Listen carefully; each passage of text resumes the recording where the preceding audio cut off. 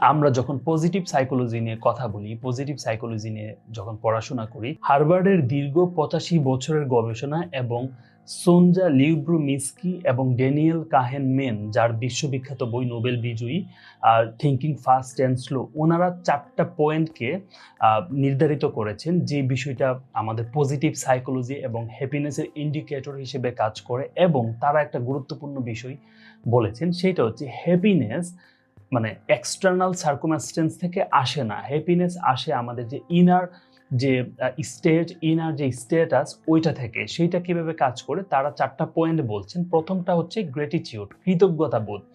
মানুষের প্রতি অথবা সৃষ্টিকর্তার প্রতি অথবা আমার সাথে যা কিছু রিলেভেন্ট এই বিষয়গুলোর প্রতি কৃতজ্ঞ থাকা, সচেতনভাবে মানুষকে থ্যাংক ইউ দেওয়া, সচেতনভাবে থ্যাঙ্কফুল হওয়া ফর এভরিথিং।